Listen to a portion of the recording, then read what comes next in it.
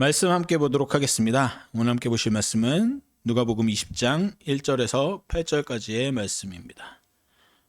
누가복음 20장 1절에서 8절까지의 말씀을 새한글 버전으로 제가 봉독해 드리도록 하겠습니다. 어느 날 예수님이 성전에서 백성을 가르치시며 좋은 소식을 알리고 계실 때 일어난 일이다.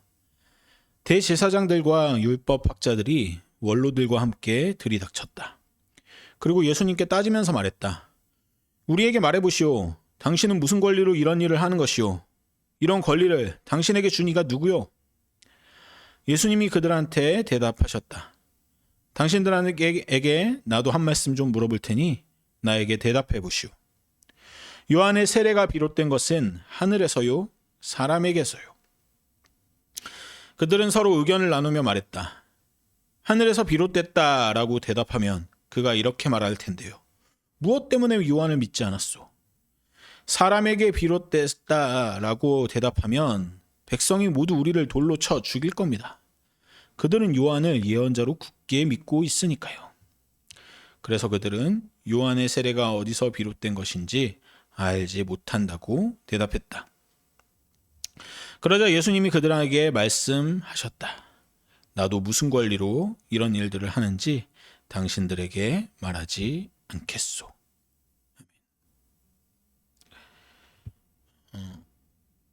오늘 본문에서는 예수님의 권위에 대해 따져 묻는 자들이 등장합니다. 사실 간단한 본문이고 그렇게 이해하기 어렵지 않은 본문입니다. 그래서 저는 오늘 이야기를 나누는 저와 여러분들 안에 이 본문을 좀 넘어서서 예수님이 어떤 권위를 가지고 있는지, 특히 나에게 어떤 권위를 가지고 있는지 한 번쯤 돌아보는 시간을 가졌으면 좋겠습니다. 오늘 본문에서 예수님은 성전에서 가르치고 계셨습니다. 그런 예수님께 종교 지도자들이 따지기 시작합니다. 당신은 무슨 권리로 이런 일들을 하는 것이오? 우리가 함께 읽은 새한글 성경에서는 권리라고 번역한 이 단어는 다른 한글 번역판에서는 권위, 권한 등으로 번역되는 단어입니다. 원어 또한 여러 가지 뜻을 가지긴 하지만 그래도 같은 맥락의 뜻을 가집니다. 권위, 능력, 자격 이런 뜻이죠. 의도하진 않았지만 오늘 성경 공부 내용에서 이제 이따가 함께 다룰 성경 공부 내용에서도 이 단어가 중요하게 등장합니다.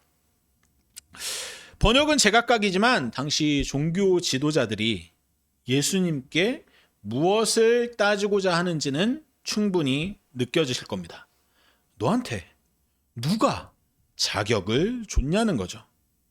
그리고 그들이 여기서 문제 삼는 예수님이 하시고 있는 이런 일은 두 가지 정도로 생각해 볼 수 있습니다. 먼저 첫 번째 이런 일은 바로 앞장인 누가복음 19장에서 있었던 성전 정화 사건입니다. 예수님은 성전 안에서 다른 이들을 착취하며 이득을 보는 장사꾼들을 꾸짖고 내쫓으셨죠. 그 일로 종교 지도자들은 경제적인 타격을 입었을 수 있을 것 같습니다. 더 나아가 그런 방식으로 장사꾼들이 장사해온 일들이 정말 잘못된 일이라면 진작에 그것을 꾸짖고 막았어야 했던 사람들은 바로 그 당시 종교 지도자들입니다. 그렇기 때문에 그들은 예수님이 하신 일이 잘못되었다고 말할 수도 없는 상황이었습니다. 누가 봐도 예수님은 옳은 일을 하셨으니까요. 메시지를 반박할 수 없으면 메신저를 공격하라는 말이 있습니다. 당연히 잘못된 전략입니다. 하지만 지금 종교 지도자들은 그 잘못된 전략을 사용해서 예수님을 공격하고 있습니다. 두 번째로 그들이 따지고 있는 이런 일은 예수님이 성전에서 가르치시는 일을 하고 있다는 거였습니다.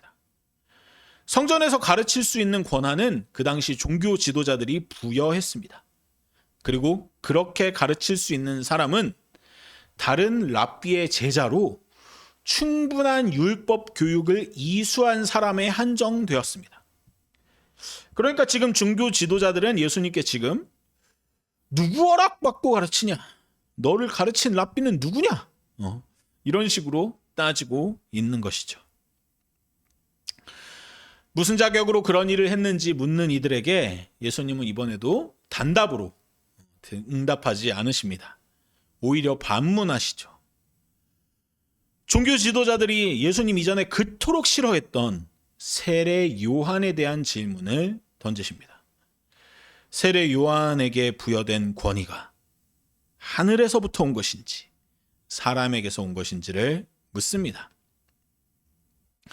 종교 지도자들은 여기에서도 소신껏 대답하지 않고 이해득실을 따져봅니다. 세례 요한에게 부여된 권위가 하늘에서 왔다고 대답하면 그 요한을 반대했던 자신들의 입지가 애매해집니다. 세례 요한에게 부여된 권위는 사람에게 온 것이라고 대답한다면 그를 예언자로 여기고 있는 대중들의 분노를 살 것이 분명했습니다. 그래서 그들은 답변을 회피합니다. 그런 그들에게 예수님도 굳이 당신들의 질문에 대답하지 않겠다고 말씀하십니다. 이처럼 오늘 본문 자체의 내용은 그렇게 복잡하지 않습니다. 하지만 저는 오늘 본문을 보면서 한 가지 질문을 더 던져보고 싶습니다. 지금 이렇게 함께 예배를 드리고 있는 여러분은 예수님께 무슨 이유로 어떤 권위를 부여하고 계십니까? 그리고 그 권위가 부여된 것은 하늘로부터입니까? 아니면 사람으로부터입니까? 누가복음에서 예수님이 하나님의 아들로 인정받는 장면이 있습니다. 다른 복음서들에도 있지만요. 누가복음 3장에서 예수님께서 세례를 받으시는 장면입니다. 누가복음 3장 22절 말씀을 새한글 버전으로 읽어드리겠습니다. 성령님이 비둘기처럼 몸의 형태로 예수님 위로 내려오셨다. 또 하늘에서 소리가 났다. 너야말로 사랑하는 내 아들이야. 난 내가 좋아.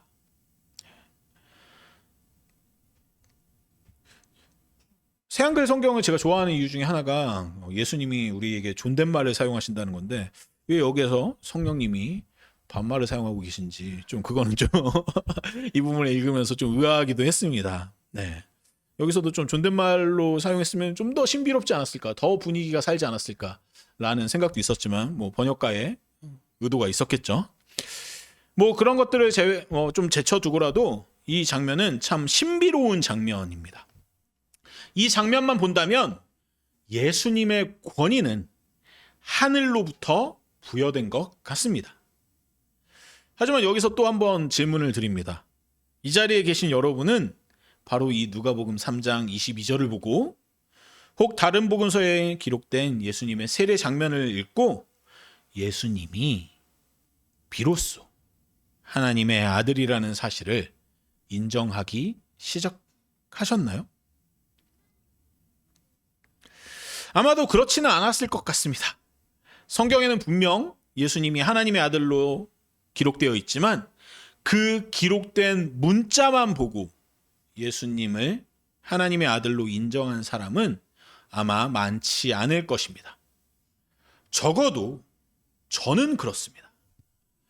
제가 예수님을 하나님의 아들로 인정하는 것은 누가복음 3장의 기록 때문은 아닙니다.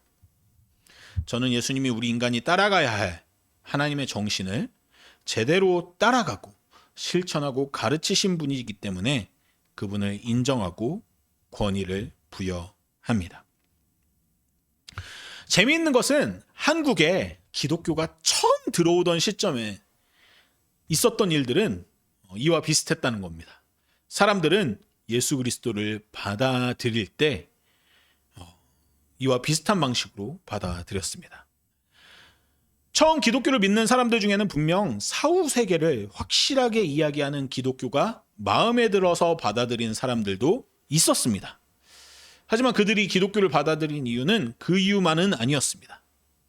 예수님께서 말씀하신 인간 존엄에 대한 이야기, 그러니까 신분을, 계급을 초월한 평등을 이야기하는 것에 동의한 사람들이 예수님을 따르기 시작했습니다. 또 예수께서 말씀하신 윤리성 그리고 공동체성 때문에 기독교를 받아들인 사람들도 많았습니다. 다시 말해서 이 땅의 초기 기독교인들도 예수가 하나님의 아들이다 라는 기록된 문자 때문에 그에게 권위를 부여한 것이 아닙니다. 그들이 본 것은 예수님의 삶과 가르침이 담고 있는 메시지였습니다. 그 메시지가 너무나도 따를만 했기 때문에 그를 삶의 모델로, 더 나아가 구원자로 받아들였던 것입니다. 우리에게도 마찬가지입니다. 예수님께서 아무리 자신을 하나님의 아들이라 말씀하시고 몇 가지 기적을 보이셨다 하더라도 예수님이 말씀하신 가르침이 혹은 예수님이 보여주신 삶이 공허하고 의미 없었다면 우리는 그를 그저 신기한 인물로만 기억했을 것입니다. 예수님이 지금도 권위를 지니고 계신 이유는 기적 때문도 초월적인 사건 때문도 아닙니다. 예수님이 하나님의 아들로 인정받는 까닭은 하나님의 뜻대로 살고 하나님의 뜻을 가르치셨기 때문입니다. 게다가 그분은 하나님의 아들이라는 권위, 하나님의 자녀라는 권위를 본인 혼자만 독점하지도 않으십니다. 그분은 하나님 자녀됨의 권위를 나눠주십니다. 누가복음 8장 21절입니다. 그러자 예수님이 그들한테 대답하셨다. 내 어머니와 내 형제들은 바로 이 사람들입니다. 곧 하나님의 말씀을 듣고 실행하는 사람들입니다. 여기서 예수님은 하나님과의 관계를 언급하십니다. 하나님의 말씀을 듣고 따르는 이들은, 그렇게 하나님과 관계 맺는 자들은 모두 하나님의 자녀가 될 수 있다고 말씀하시죠. 그리고 그렇게 하나님의 뜻대로 살아가는 사람은 예수님과도 관계를 맺는 사람이 됩니다.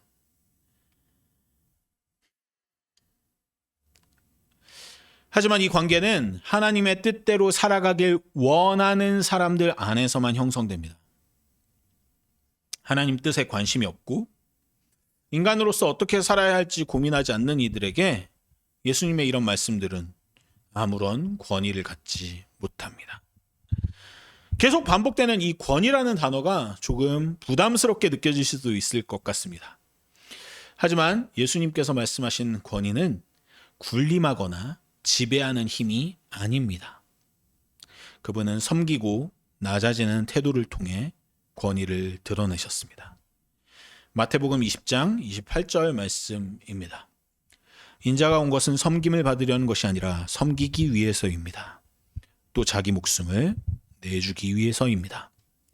많은 사람을 풀어주는 대신에 치를 몸값으로요. 예수님은 이 말씀대로 자신의 삶을 다른 이들을 섬기는 데 사용하셨습니다. 자신에게 주어진 권위를 자기 이익을 위해 사용하지 않으셨습니다. 그렇기에 이제 예수님께 권위를 부여하고 그분을 따르기로 결심한 이들에게는 예수님이 보여주신 삶의 모습이 곧 우리 삶의 지침이 됩니다. 낮아지고 희생함으로 더 많은 존재들을 사랑하는 것, 그것이 예수께 권위를 부여하는 이들이 해야 할 일이겠죠. 하지만 안타깝게도 기독교의 범주 안에 있는 사람들조차 예수님께 제대로 된 권위를 부여하는 것에 실패합니다. 많은 이들은 역사 속에서 그리고 지금도 예수님을 심판하는 초월자로 여기는 사람들이 많이 있습니다. 다시 말해서 예수님을 믿지 않으면 지옥에 가기 때문에 예수님을 믿고 따라야 한다는 방식으로 신앙생활을 하는 사람들이 너무나도 많이 있죠. 그런 사람들의 신앙 고백을 들어보면 그들이 지옥을 믿는 건지 예수님을 믿는 건지 조금 헷갈리기도 합니다. 그리고 그들의 신앙 고백 속에서는 예수님이 저승사자나 옥황상제처럼 느껴지기도 하고요. 그런 사람들만 있는 것은 아닙니다. 또 다른 이들은 예수님을 무당이나 점쟁이처럼 여깁니다. 현명한 선택을 내려야 하는데, 내 삶에서 중요한 결정을 내려야 하는데 거기에 대한 지혜를 주거나, 혹은 풍성한 물질의 복을 받을 수 있는 도구로 여깁니다.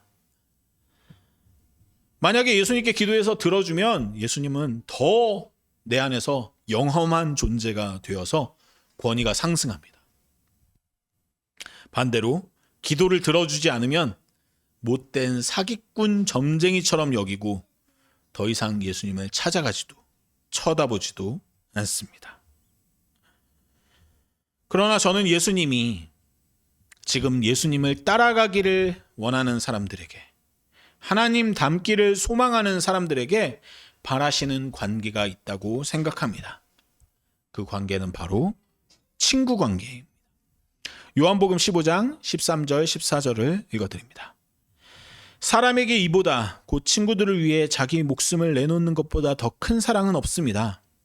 바로 내가 그대들에게 명령하는 것을 그대들이 실행하면 그대들이야말로 내 친구들입니다. 앞서 말씀드린 대로 예수님은 우리와 가족이 되길 원하셨습니다.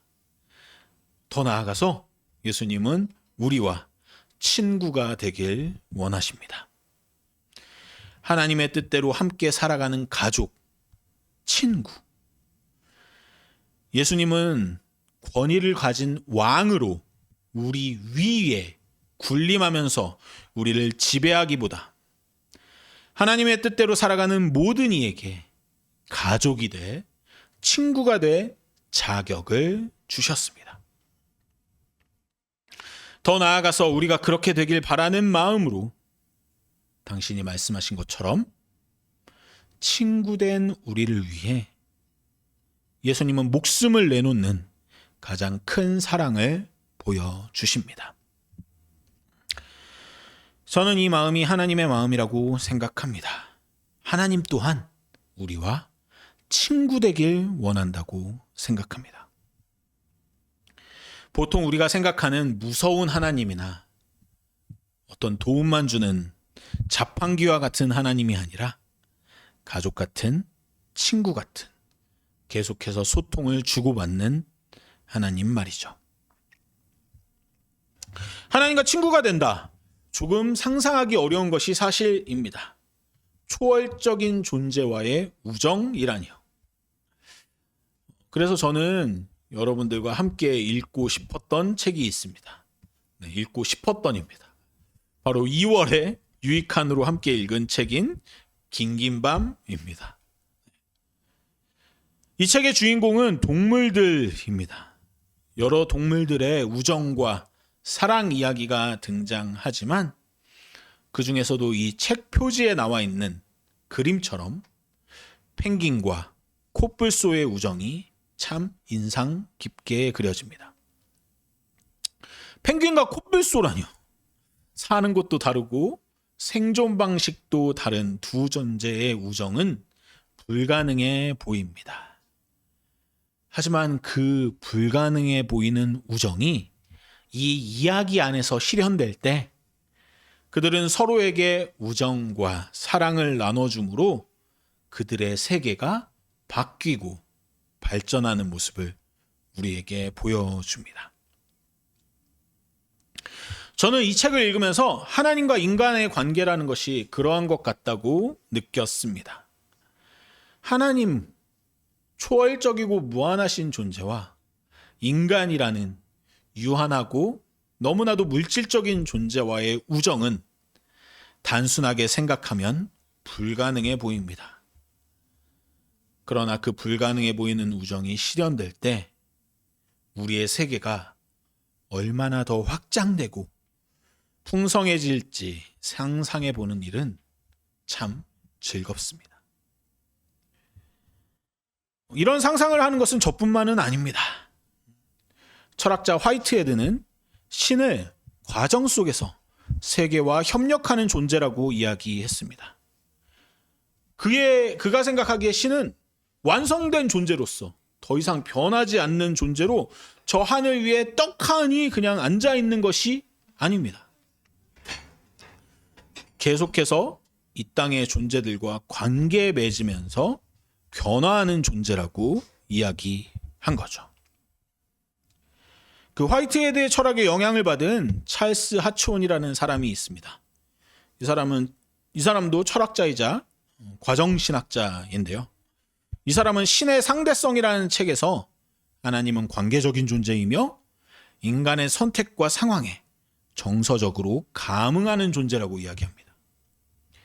역시 하나님이 고정되거나 폐쇄된 존재가 아니라 세상과의 관계 속에서 그 존재와 경험이 풍요로워지는 분이라고 설명하는 거죠. 조금 더 쉽게 말하면 하나님은 변하는 존재입니다. 우리에게 영향을 받기도 하는 존재입니다. 지금도 변화하면서 더 풍성해지고 있는 존재라는 겁니다. 하나님이 꽉 막혀 있는 존재, 닫혀 있는 존재, 더 이상 변하지 않는 존재가 아니라는 거죠. 하나님이 우리의 행동에 반응하기도 하고 우리의 언어에 영향을 받기도 한다는 것, 그야말로 하나님이 우리의 친구가 되신다는 것과 크게 다르지 않습니다. 그래서 저는 우리가 하나님을 그리고 예수님을 보다 가까이 여기며 살아갈 수 있었으면 좋겠습니다. 그것은 정말이지 우리의 삶을 풍성하게 만들 뿐만 아니라 하나님의 존재를 보다 풍성하게 만드는 일이기 때문입니다. 더 나아가 하나님을 친구로 여기는 일은 우리의 기도의 형태를 바꾸게 만듭니다. 만약 변하지 않는 신에게 기도한다고 생각해 봅시다. 우리가 어떻게 기도하든지 간에 신은 자신의 결정을 바꾸지 않을 겁니다. 그런 신에게 기도한다는 것은 아무런 소용이 없는 일입니다. 또 반대로 왕처럼 군림하는 신에게 기도한다고 생각해 봅시다. 우리는 그가 제시한 조건들을 노예처럼 받아들여야 할 겁니다. 그리고 그를 기쁘게 만들어야만 우리의 기도가 들어줄까 말까 한 기도가 되겠죠. 하나님은 변하지 않는 분도 아니시고 우리를 노예로 여기는 분도 아니십니다. 그분은 우리를 둘러싼 모든 억압에서 우리를 해방시키길 원하는 분이시고 심지어 하나님 자신조차 우리에게 억압이 되지 않길 원하십니다. 하나님은 친구가 되어 우리의 이야기를 지금도 듣고 계시는 분이시고 친구가 되어 다정하게 우리에게 지금도 조언하시는 분이십니다. 그렇게 저는 우리가 하나님의 그 다정한 목소리에 좀 더 귀를 기울일 필요가 있다고 생각합니다. 보통 사람은 한 30살, 35살, 더 나아가서 40살이 넘으면 인격적 조언을 듣는 일이 드물어진다고 합니다. 생각해보면 당연한 일입니다. 가족에게 잔소리를 듣는 일도 점점 줄어들게 되고 사회적 위치상 남의 충고도 덜 받게 됩니다. 간혹가다 우리가 하는 일에 대한 기술적인 충고를 받을 수는 있겠지만 우리의 윤리나 우리의 인격, 우리 삶의 양태에 대한 조언은 아마 거의 사라져 버리게 될 것입니다. 설령 조언을 듣는 일이 있다 하더라도 웬만한 조언은 이미 굳어져 버린 생각 때문에 잘 받아들여지지 않게 됩니다. 게다가 우리가 사는 사회는 점점 간섭을 꺼리는 문화로 나아가고 있습니다. 누군가의 삶의 태도에 대해서 함부로 말하기 어렵죠. 나이 많은 이에게는 말하기 조심스럽고 어린 사람에게 조언하면 꼰대로 여겨지기 쉬운 세상입니다. 그러다 보니 결국 자기 인격은 자기 스스로 챙겨야 하는 사회가 되어가고 있습니다.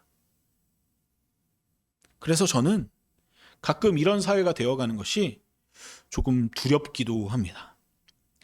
나이가 들수록 제 인격의 결핍이 더 단단해지고 굳어져 버리지는 않을지 두렵기도 합니다. 아무도 제게 조언해 주지 않고 내가 더 이상 듣지 않을 때 내 인격이 부정적인 방향으로 고정될까봐 걱정됩니다. 그래서 저는 더더욱 친구 대신 하나님의 목소리를 듣고 싶습니다. 성경을 읽고 성경을 읽으며 그 속에 있는 친구 하나님의 목소리를 듣고 이 세상 속에 넓게 퍼져 있는 일반 계시 속에서 하나님의 목소리에 귀 기울이고 때로는 기도를 통해 친구 되신 하나님의 조언에 귀 기울이기도 합니다. 그럴 때마다 하나님은 제게 위로하시고 공감하시지만 때로는 쓴소리도 하십니다. 그분은 제가 정체되지 않길 바라시기 때문입니다. 저는 저와 여러분 모두가 하나님을 친구 삼아 살아가길 원합니다. 그 우정을 날마다 확인하고 더 깊은 관계로 나아가길 소망합니다. 하나님은 여러분의 세계를 확장시키시고 여러분이 여러분 안에서 굳어지지 않도록 도와주실 것입니다. 그분은 군림하는 권력이 아니라 공감과 지혜로 우리 곁을 지키시는 친구이기 때문입니다. 마지막으로 오늘 언급했던 긴긴 밤의 작가 루리의 말을 나누며 설교를 마치고 싶습니다. 우리의 긴긴 밤이 외롭지 않기를, 남겨진 것이라곤 칠흑 같은 어둠뿐이라고 해도 서로의 이야기가 그 곁을 지켜주기를, 이 이야기가 작으나마 그 일부가 될 수 있기를. 혹 우리 삶에 어둠이 찾아온다 하더라도 하나님은 여전히 밝은 빛을 내뿜는 친구로 우리 곁을 지켜주실 것입니다. 그런 하나님을 인식하고 그런 하나님을 잊지 않고 우리의 삶을 스스로 외롭지 않게 만드는 우리 모두가 되기를 간절히 소망합니다.